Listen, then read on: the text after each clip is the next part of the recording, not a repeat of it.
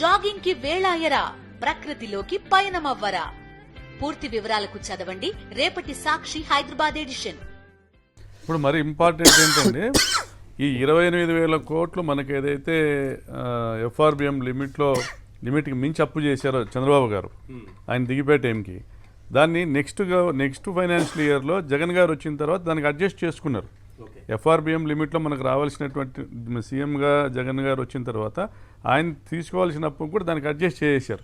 బాబు గారు ఎక్కువ తీసేసుకున్నారండి, మీరు అంటే తగ్గించేస్తారు కదా, మీరు తీసుకునే లిమిట్ లో నుంచి తగ్గిపోయింది. అంటే డబల్ ధమాకా ఏంటంటే ఆయన పోతా 47,000 కోట్ల అప్పులు నెత్తిన పెట్టిపోయాడు. మనం ఒక 27,000 కోట్ల అధికంగా అప్పులు కూడా తీసుకొని రావడం వల్ల 27,000 కోట్ల అప్పు తెచ్చుకునే వెసులుబాటు కూడా కోల్పోయాం. ఇది కాకుండా రాష్ట్రం మీద ఆల్రెడీ 3.5 లక్షల కోట్ల అప్పు ఉంది కదా, 3.5 లక్షల కోట్ల అప్పు పెట్టి వెళ్ళిపోయాడు.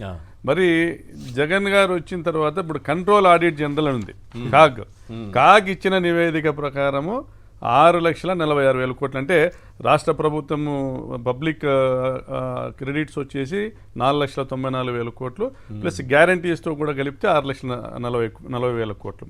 అంటే ఈ 6,40,000 కోట్లు మాత్రమే అప్పు ఉందని కాగ్ కన్ఫర్మ్ చేసింది. దాన్ని బడ్జెట్లో కూడా ప్రవేశపెట్టడం జరిగింది. కానీ బాగ్ ప్రవేశపెట్టేటువంటి సమాచారం వేరు. బాగ్ అంటే బాబు ఆడిట్ జనరల్, కాగ్ కాకుండా బాగ్. ఈ బాగ్ చెప్పేది మాత్రం 14 లక్షలు, 12 లక్షలు, 10 లక్షలు, 14 లక్షల కోట్లు అనేసి ఒకసారి, 10 లక్షల కోట్లు అని ఒకసారి, 12 లక్షల కోట్లు అనేది ఒకసారి, ఇంకా ఉందనేసి. మరి సిగ్గు లేకుండా ఈరోజు యనమల రామకృష్ణుడు గారు మాట్లాడేది, ఆయన దిగిపోయేటప్పుడు 2019లో జూన్లో ఆయన మాట్లాడిన మాట, ఈనాడు ప్రచురించిన మాట, కేవలం 100 కోట్లే ఉంది ఖజానాలో. ఏం చేస్తాడు జగన్మోహన్ రెడ్డి వచ్చి? ఇంకెవరు అప్పులు ఇచ్చేటువంటి పరిస్థితి కూడా లేదు. తీసుకురావాల్సిన దానికంటే ఎక్కువ అప్పులు తెచ్చాము. మీరు ఏం చేయగలుగుతారు? అటువంటి టైంలో కూడా కోవిడ్ సమయంలో 70,000 కోట్ల ఆదాయం తగ్గినప్పటికీ కూడా రాష్ట్రాన్ని గాడిలోకి పెట్టిన ఆర్థిక క్రమశిక్షణ కలిగిన వ్యక్తి జగన్మోహన్ రెడ్డి గారు. జగన్ గారు కాబట్టే చేయగలిగారు. మరి వీళ్ళు ఎలా ఉన్నాయి? దుర్మార్గంగా నేను ఒకటే చెప్తున్నానండి, దుర్మార్గంగా తప్పుడు ప్రచారాలు చేసి, గోబెల్స్ ప్రచారాలు చేసి తమ వ్యతిరేకులను ఎవరైతే వాళ్ళ పైన పోటీ చేస్తారో ప్రతి నియోజకవర్గంలోనూ చంద్రబాబు గారికి మొత్తం ఆయన టీంకి అంతా కూడా ఏం అలవాటు అంటే గాంధీని గాడ్సే అని నిరూపించగలరు.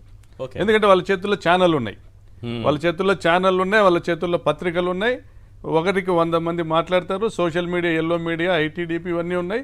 గాంధీని గాడ్సేగా నిరూపించగలుగుతారు. అటువంటి కెపాసిటీ తెలుగుదేశం పార్టీకి మాత్రమే ఉంది.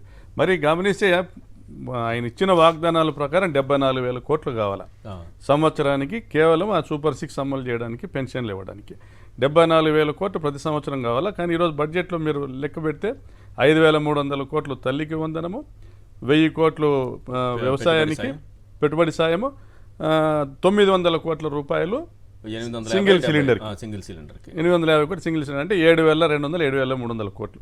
ఇది మాత్రం వాళ్ళకి కేటాయించింది, అంటే 10%. మరి ఈయన 10% బాబు అంటారా, కోతల బాబు అంటారా? మరి ఇటువంటి వ్యక్తి బాగా ఆడిట్ జనరల్, అంతే కదా, బాగా ఆడిట్ జనరల్ లేకపోతే ఈ CAG audit general, control audit general ఇచ్చినటువంటి నివేదికని అసెంబ్లీలో మాట్లాడాల్సి వస్తుంది. ప్రవేశపెట్టిందేమో అవే కాగితాలే, కంట్రోల్ ఆడిట్ జనరల్ ధృవీకరించినటువంటి కాగితాలే ప్రవేశపెట్టారు. కానీ మాట్లాడేటివి ఇంకా ఇవే. ఈయన మాట్లాడేదాన్ని కూడా బాబు గారు ఏవైతే ఇందాక చెప్పారు చూడండి, పైనుంచి వచ్చిన ప్రవచనాలను మాత్రమే ఇక్కడ వల్లించాలనేసి ప్రసాద్ గారు, అవి మాత్రమే వల్లిస్తూ ఉంటారు.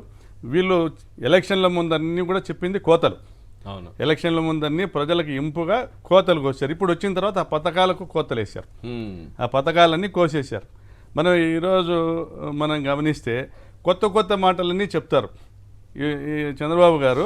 ఆ కోతల నుంచి ప్రజల్ని డైవర్ట్ చేయడానికి, ఆ హామీల నుంచి ప్రజల్ని డైవర్ట్ చేయడానికి కొత్తగా మనం గమనిస్తే అమరావతి 15,000 కోట్లు తెచ్చారు. అవును, దానిలో వరల్డ్ బ్యాంకు కండిషనల్గా డబ్బులు ఇచ్చింది. ఇస్తాం, వాళ్ళు హామీ ఇచ్చింది, ఇస్తామని భ్రమ కల్పించారు అంతే.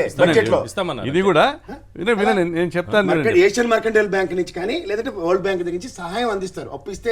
ఇది దీనికి కేంద్రం హామీ ఉంటుంది, దీనికి కేంద్రం హామీ ఉంటుంది, అప్పు ఇవ్వడానికి పూచీకత్తు, కానీ అది గ్రౌండ్ లెవెల్ ఇంకా రాలేదు. సరే, కేంద్రము హామీ ఇచ్చింది, కేంద్రము మేము పూచి ఉంటామని చెప్పింది తప్ప రాష్ట్రానికి ఇచ్చింది ఏం లేదు. అది 15,000 ఇస్తే దాంట్లో కూడా వాళ్ళ కండిషన్ ఏంటంటే అమరావతి వరద వస్తే మునిగిపోతుంది. మొన్న కూడా ప్రజలందరూ కూడా గమనించారు, ప్రపంచం గమనించింది.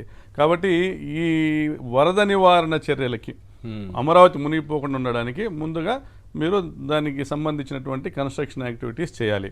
అంటే 8,000 కోట్లు ఖర్చు పెట్టాలి. అంటే 15,000 కోట్లు ఇస్తే 8,000 కోట్లు వెళ్ళిపోతే ఈ వరద నివారణ చర్యలకి 7,000 కోట్లతో ఈయన అమరావతి కట్టాలి. ఈయన ముఖ్యమంత్రిగా ఉండగా పిలిచిన టెండర్ల విలువ అమరావతిలో నిర్మాణ ఖర్చులకు పిలిచిన టెండర్ల విలువ 42,000 కోట్లు. చేసిన పనులు 37,000 కోట్లు, 7,000 కోట్లు. 42,000 కోట్లు టెండర్లు పిలిస్తే 7,000 కోట్లు పనులు చేశారు. అంటే ఆ టర్మ్లో 7,000 కోట్ల పనులు చేశారు 5 ఏళ్లకి. 35,000 కోట్ల పనులు ఏవైతే ఉన్నాయో దానికి ఇప్పుడు జీవో ఇచ్చి రద్దుపరిచి రివైజ్డ్ ఎస్టిమేట్ చేస్తున్నారు. రివైజ్డ్ ఎస్టిమేట్ వేసి ఎవరైతే ఎలక్షన్లో ఇలా ఖర్చు పెట్టారో కాంట్రాక్టర్లు వాళ్ళని పిలిచి ఎస్టిమేట్స్ మీరే వేసుకోండి అని కూడా అప్పచెప్పారు. అంటే దీన్ని ఇప్పుడు 70,000 కోట్లు చేయబోతున్నారు. అంటే 10 సంవత్సరాలు గడిచిపోయింది. 10 సంవత్సరానికి 10% లెక్కన 100% పెరుగుతాయి ధరలు. సో ఇప్పుడు 70,000 కోట్లు చేయబోతున్నారు. కట్టాల్సింది ఈయన గత ప్రభుత్వంలో పిలిచిన టెండర్లు పూర్తి చేయాలన్నా కూడా పనులు పూర్తి చేయాలన్నా కావాల్సింది 70,000 కోట్లు. ఈయన దగ్గర ఉన్నది 7,000 కోట్లు. మరి ఇది కూడా ఎందుకు వచ్చిందంటే ఈ 15,000 కోట్లు కూడా పోలవరం ప్రాజెక్టులో 41.5 మీటర్కే నిర్మాణము ఆపేసేటువంటి ఒప్పందం ఈయన చేసుకున్నారు. ఎందుకంటే 20,000 కోట్ల రూపాయలు R&Rకి ల్యాండ్ ఎక్విషన్కి ముంపు గ్రామాల రైతులకు డబ్బులు ఇచ్చేటువంటి అవసరం లేకోకుండా ఆ డబ్బులు కట్టలేని పరిస్థితుల్లో కేంద్రం అవి కూడా ఇవ్వను అని చెప్పిన తర్వాత 41.5 మీటర్ల ఎత్తులో FRLకి కింద అంటే MDDLలోనే నీళ్లు నిలబెడతాము, అక్కడి నుంచే నీళ్ళు ఇస్తామని చెప్పేసి వాళ్లకు లిఖితపూర్వకంగా ఇచ్చేసి హామీ ఇచ్చి ఈయన ఇక్కడికి వచ్చిన తర్వాత ఈ 15,000 కోట్లకు అప్పు ఇప్పించడానికి కేంద్రం ఒప్పుకుంది. మరి ఈయన ఒకవైపు పోలవరాన్ని ముంచేశారు, అమరావతిని అమ్మేశారు. మరి కొత్తగా వచ్చి నిన్న అసెంబ్లీలో కోతలకు వస్తా చెప్పింది గోదావరి నీటిని బనకచెర్లకు నీళ్ళు అందజేస్తాము, 70,000 కోట్ల ఖర్చు అవుతుంది. 70,000 కోట్ల ఖర్చు అవుతుంది. దీన్ని పబ్లిక్ ప్రైవేట్ పార్ట్నర్షిప్లో నిర్మాణం చేస్తాం. కేంద్రం కొంత ఇస్తుంది, రాష్ట్రం కొంత ఇస్తుంది, ప్రైవేట్ ఏజెన్సీలు కొంత డబ్బు పెట్టుకుంటాయి.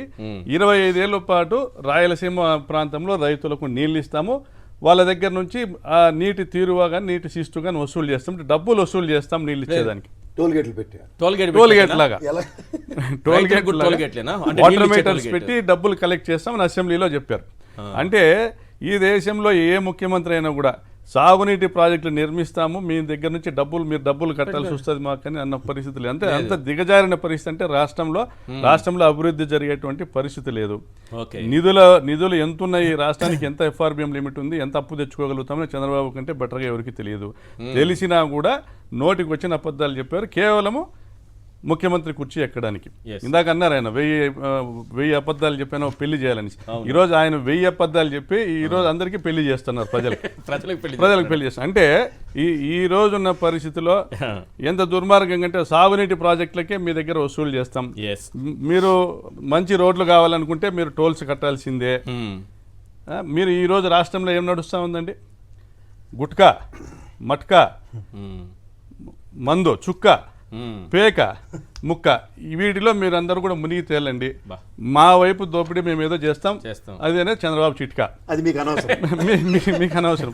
మరి ఈ బనకచెర్ల గోదావరి గురించి చెప్పాలంటే నిజంగా ఆయనకు సిగ్గుండాలి. ఆయన హయాంలో గోదావరి పోలవరం ప్రాజెక్ట్ నుంచి పెన్నా నదికి మేము నదులు అనుసంధానం చేస్తామని పదే చెప్పారు, ఏం చేయలేదు. మరి ఇది జగన్ గారి హయాంలో జగన్ గారి ఆదేశాల మేరకు వ్యాప్కోస్ వాళ్ళు తయారు చేసినటువంటి DPR పోలవరం కుడి కాలువను వెడల్పు చేసి వైకుంఠపురం రిజర్వాయర్ కనెక్ట్ చేసి అక్కడ నుంచి Nagarjuna Sagar right canal connect చేసి అక్కడ నుంచి బనకచెర్లకు లిఫ్ట్ ఇరిగేషన్ ద్వారా కనెక్ట్ చేసేటువంటి DPR జగన్ గారు తయారు చేయించారు.